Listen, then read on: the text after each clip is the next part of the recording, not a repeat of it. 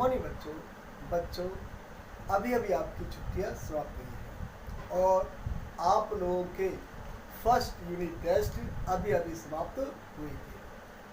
बच्चों, मैं आशा करता हूं कि आप लोगों ने वे सभी टेस्ट बहुत अच्छे से किए होंगे और आगे भी आप ऐसे ही अच्छे से तैयारी करते रहेंगे। बच्चों, मैं विनोद शास्त्री छुट्टियों के बाद फिर से आपका इस छठी कक्षा में आपका स्वागत करता हूँ। बच्चों, अब हम व्याकरण पढ़ेंगे। व्याकरण में अव्यय प्रकरण।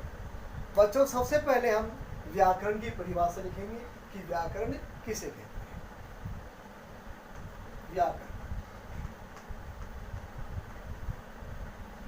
व्याकरण वह शास्त्र है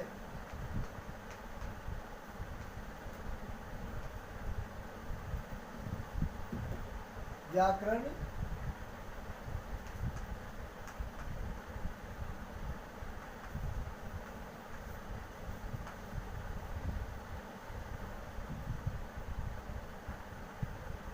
व्याकरण वह शास्त्र है जो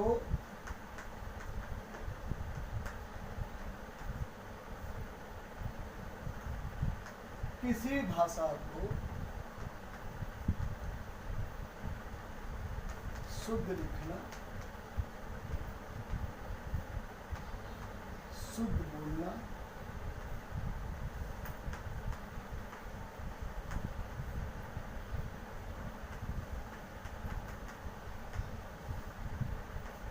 तथा शुद्ध पढ़ना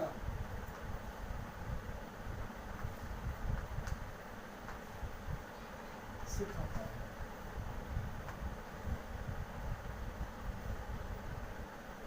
बच्चों, मैं फिर से व्याकरण परिभाषा दोहराता हूँ। व्याकरण वह शास्त्र है जो किसी भी भाषा को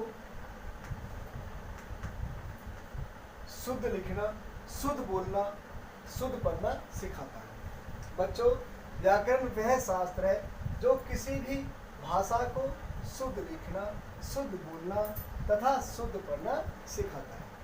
अब हम व्याकरण में अव्यय प्रकरण पढ़ने जा रहे हैं। अव्यय किसे कहते हैं? बच्चों, अव्यय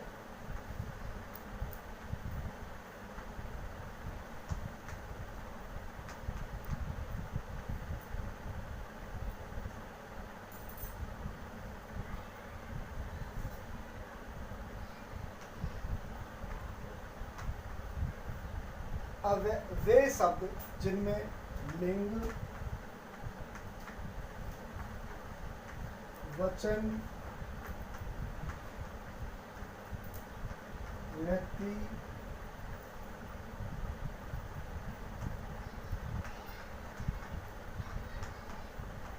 तथा काल के कारण कोई परिवर्तन नहीं है।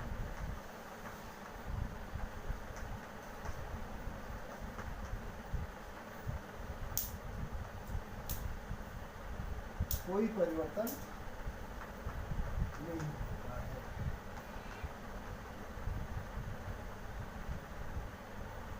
उन्हें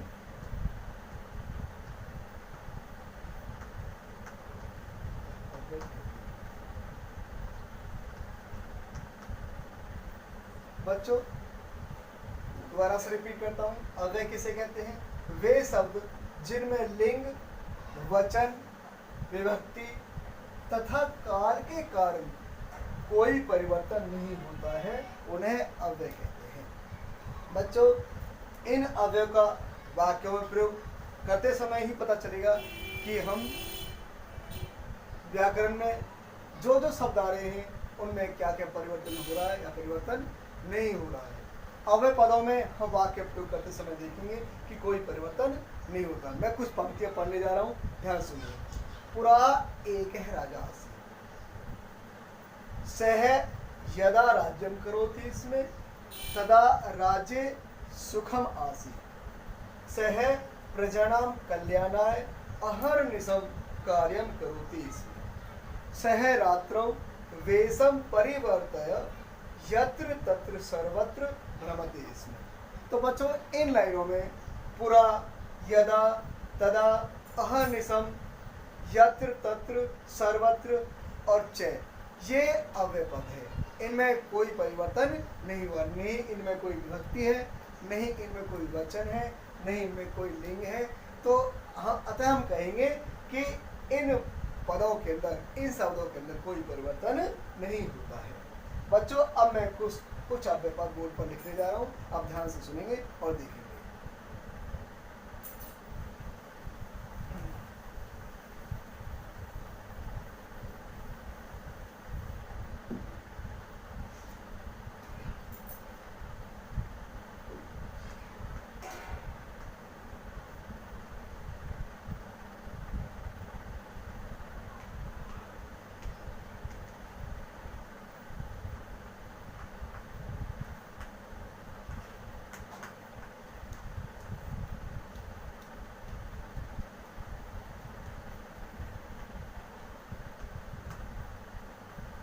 अत्र, अर्थ यहाँ,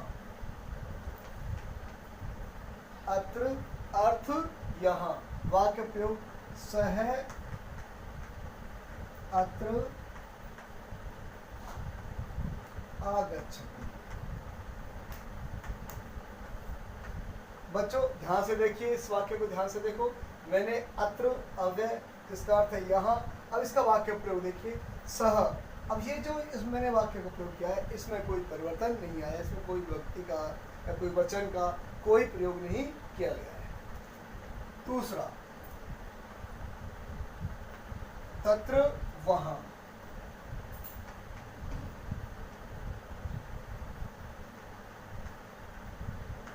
अहम तत्र गच्छामि।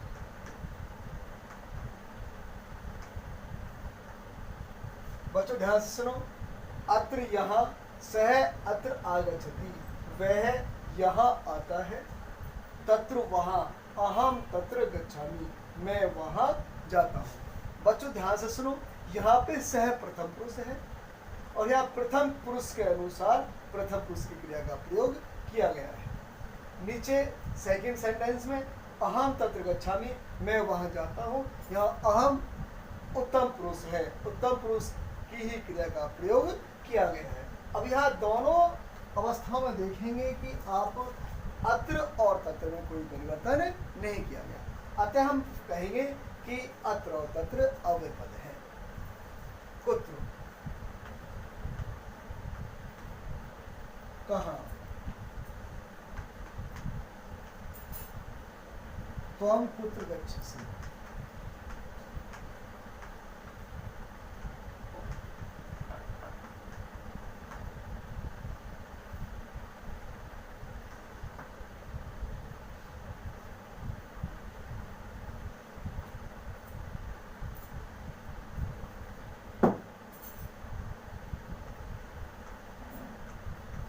यत्र वहाँ,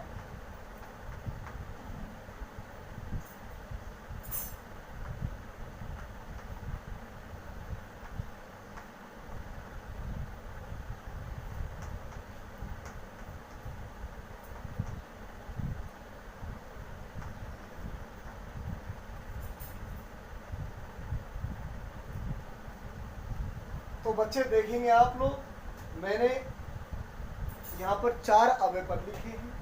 इन 4 अव्यय पदों का अर्थ और वाक्य प्रयोग, वाक्य प्रयोग में आप देखेंगे मैंने जो अव्यय पद है उसको रेखांकित किया गया है, अतः उन पदों में कोई परिवर्तन नहीं हुआ है, नहीं पुरुष के अनुसार, नहीं वचन के अनुसार, नहीं लिंग के अनुसार। बच्चों अतः हम कहेंगे कि अव्यय पद वे पद हैं जिनमें कोई परिवर्तन नहीं होता है।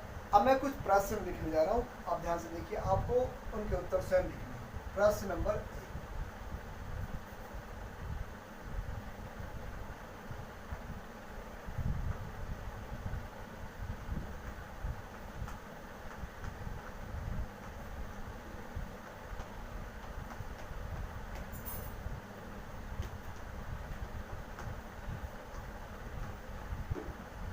व्याकरण किसे कहते हैं? प्रश्न नंबर 2,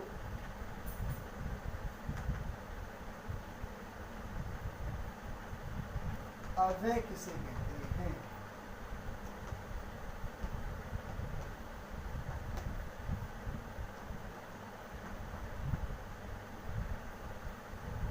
प्रश्न नंबर 3,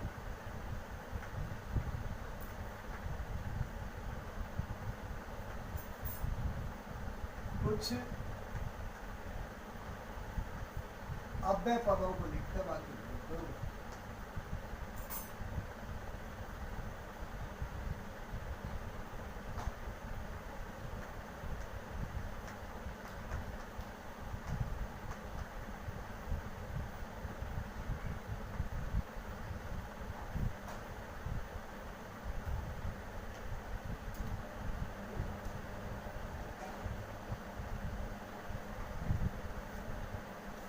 यस बच्चों, ध्यान से देखिए, व्याकरण किसे कहते हैं? प्रश्न नंबर 2, अव्यय किसे कहते हैं? प्रश्न नंबर 3, कुछ अव्यय पदों के अर्थ लिखकर वाक्य लिखो। वाक्य में प्रयोग करो।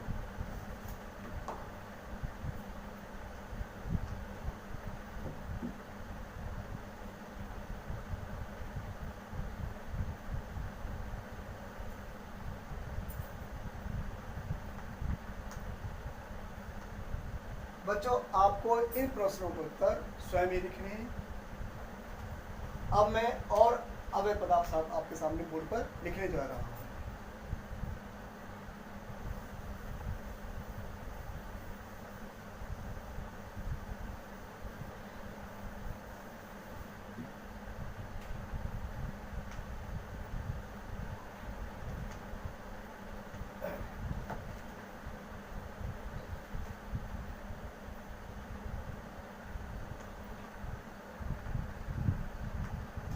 सर्वत्र, सब जगह।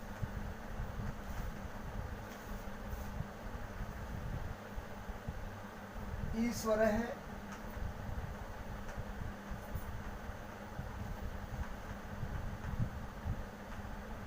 सर्वत्र अस्ति, अन्यत्र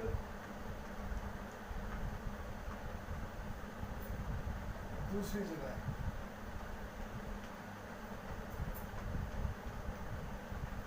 अन्यत्र दूसरी जगह, सह अन्यत्र अस्ति।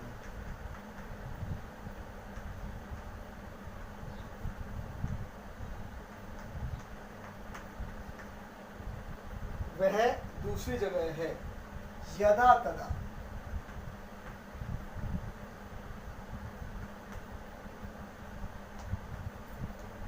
जब तक,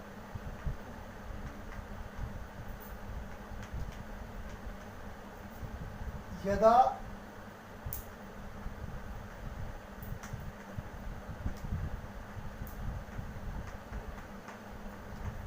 मेघः भवति तदा वृष्टि होती।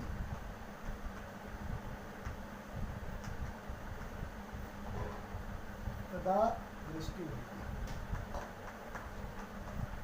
जब मेघ होता है तब बारिश होती है। एकदा,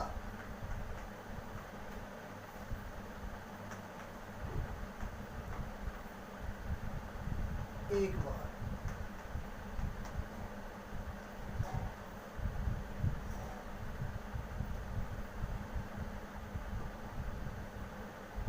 एकदा एकः राजा अस्ति।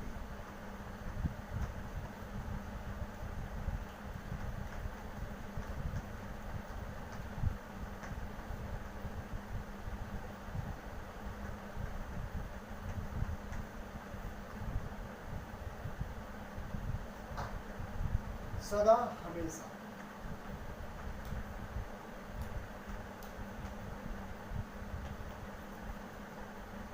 सदा सत्यम वद।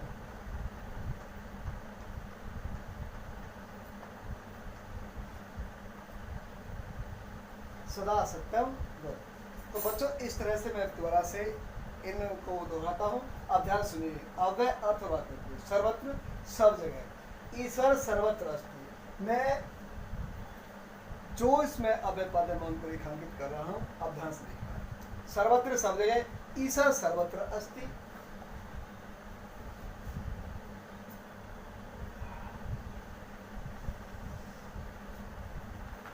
अन्यत्र दूसरी जगह, सह अन्यत्र अस्ति, यदा तदा जब तब, यदा मेघ भवति तदा वृष्टि भवति। जब बादल होता है तब बारिश होती है। एकदा एक बार, एकदा एक है राजा आसी, एक बार एक राजा थे। सदा हमेशा, सदा सत्यम पर।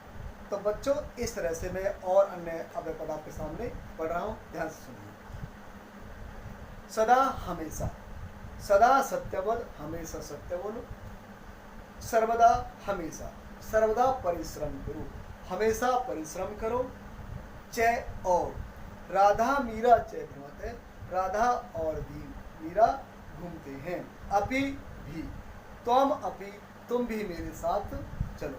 तो बच्चों इस तरह से मैंने आपके सामने अव्यय प्रकरण को पढ़ा और आशा करता हूँ आप इस वीडियो को अच्छे से सुनेंगे और इन अवयवों का महत्व समझेंगे और इन अवयवों को याद करेंगे, इनका अर्थ, इनके वाक्य प्रयोग और भी अन्य अव्यय पद, इनसे अलग 10 अव्यय पद आप लोगों को अपने उत्तर पुस्तिका में लिखने हैं। धन्यवाद।